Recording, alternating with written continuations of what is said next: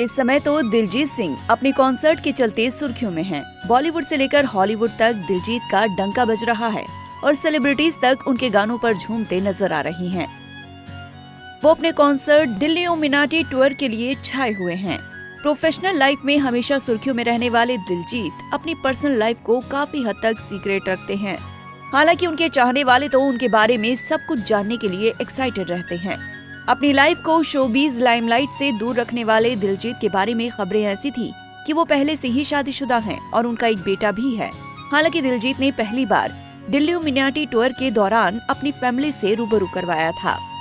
उन्होंने Manchester concert के दौरान एक महिला के आगे सिर झुकाया, उसका हाथ भी थामा, जो कोई और नहीं बल्कि दिलजीत की माँ थी।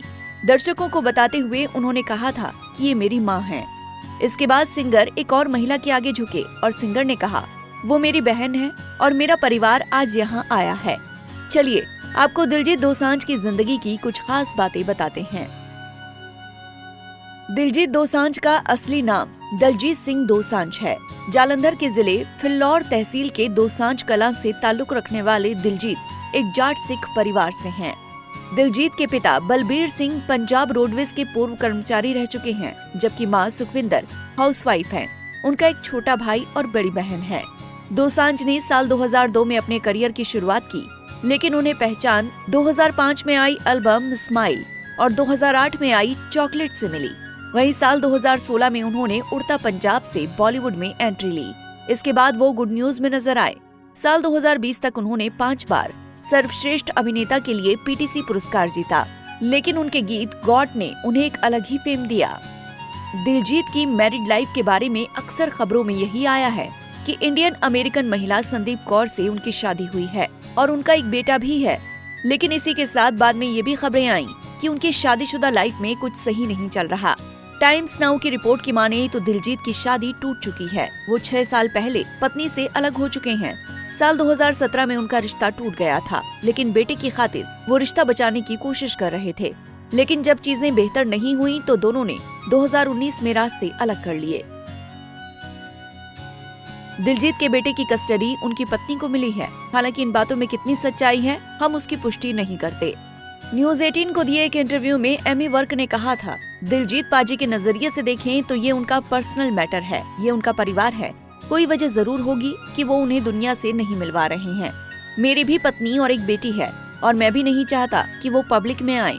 वो भी ये नहीं चाहते। अभी के लिए वो कहीं भी घूम सकते हैं और किसी को नहीं पता कि वो एमी का परिवार है, ये दिलजीत का परिवार। अगर लोगों को पता चल गया तो वो सब परेशान हो जाएंगे। दिलजीत अपने परिवार को मीडिया से दूर रखते हैं। बता दें कि इस पर दिलजीत ने खुद भी अपने परिवार को शोबिज में से दूर रखने की बात कही थी। उन्होंने साफ तौर पर कहा था कि वो नहीं चाहते कि कुछ बुरा होने पर उनके परिवार को टारगेट किया जाए या अपमानजनक कमेंट्स के लिए निशाना बनाया जाए। वो उन्हें ट्रोलर्स और मीडिया जजमेंट से सुरक्षित रखना चाहते हैं। इसी के साथ दिलजीत ने कहा था कि अगर वो कभी गलत फिल्म या गाना चुनते हैं तो उनके परिवार को नफरत का शिकार होना पड़ता है।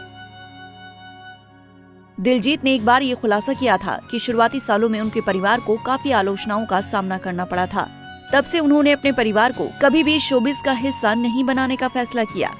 इस पर एक नेटिजन ने कमेंट किया था, ये बहुत पुरानी खबर है। हम पंजाब में रहने वाले लोग ये जानते हैं क्योंकि लग 28 गाने के दौरान उनका विवाद हुआ था, जिसके बाद वो अपनी पत्नी और बच्चे की सुरक्षा के लिए उनके साथ अमेरिका चले गए थे। दिलजीत ने एक इंटरव्यू के दौरान अपने बचपन की याद भी शेयर की थी, जिसे शायद आप भी सुनेंगे तो दुख होगा। बचपन में उन्हें चाचा के घर लुधियाना भेजा गया था। उनके चाचा ने उनके पेरेंट्स से पूछा कि क्या वो दिलजीत को अपने साथ ले जाएं, तो इस पर उनके माँ बाप ने झट से हामी भर दी थी और इस बारे में उन्होंने दिलजीत से पूछा तक नहीं था कि वो माँ बाप से इतना दूर जाना भी चाहते हैं या नहीं। उस समय दिलजीत की उम्र 11 साल थी। दिलजीत ने बताया कि उनके पेरेंट्स यही चाहते थे कि उनकी बेसिक जरूरतें जैसे कि खाना, घर और स्कूल की पढ़ाई पूरी हो, इसीलिए उन्होंने उन्हें वहाँ भेज दिया। हालांकि वो उस समय नाराज थे क्योंकि उन्हें लगा कि परिवार ने खुद उन्हें दूर कर दिया। खासकर वो अपनी माँ से नाराज थे।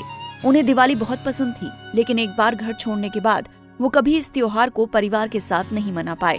हालांकि चाचा के पास रहने का दिलजीत को फायदा मिला। उनके चाचा गुरबानी कीर्तन करते थे। वहाँ उन्होंने तबला, हारमोनियम बजाना सीखा और उनके सुर भी पक्के होने शुरू हो गए। दिलजीत ने भी कीर्तन करना शुरू कर दिया। इसी तरह वो आगे बढ़ते रहे। 18 साल की उम्र में दिलजीत की पहली एल्बम आई और उन्हें अलग पहचान देने के लिए प्रोड्यूसर ने उन्हें नाम दिलजीत से दिलजीत करने की सलाह दी, जो दिलजीत ने मानी भी और अपने गांव के नाम दोसांझ को अपने नाम के साथ जोड़ लिया। हाल ही में बेंगलुरु में हुए अपने कॉन्सर्ट में दिलजीत दीपिका पादुकोण के साथ नजर आए।